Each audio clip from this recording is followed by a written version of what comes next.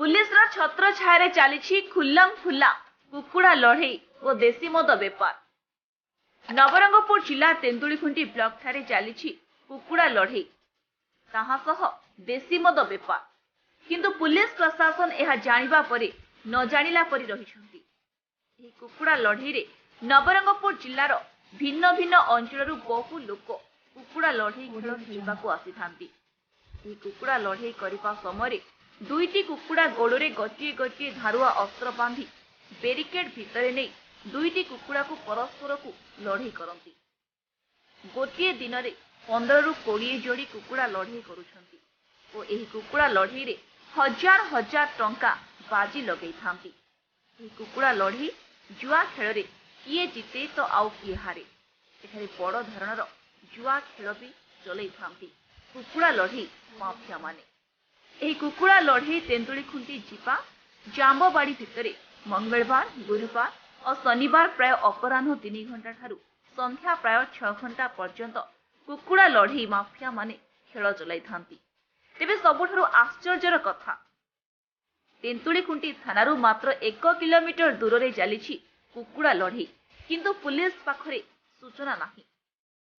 एपरी जनसाधारण मानकरे प्रश्नवाची सृष्टि होछि।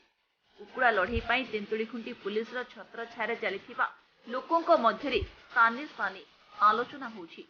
एठारे पुलिस किछि कर्मचारी मध्य मिसी नाहांती तो जदि मिसी नाहांती तो कुकुड़ा लड़े चलीथिबा स्थान रे पहुंची पारु नाहांती काहेकि?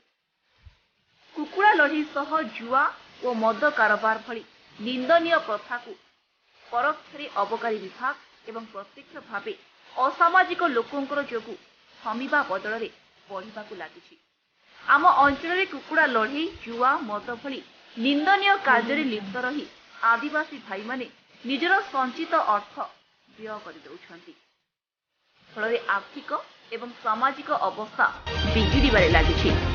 साधारणतः गाँ गहलीर छोट छोट छुआ माने मध्य आकर्षित होई एठाकु चली आसंती एवं जुआरे हारिबा परे देशी मद पी निशाशक्त अवस्था घर को फेरुथिबा देखिबाकु मिलुछि।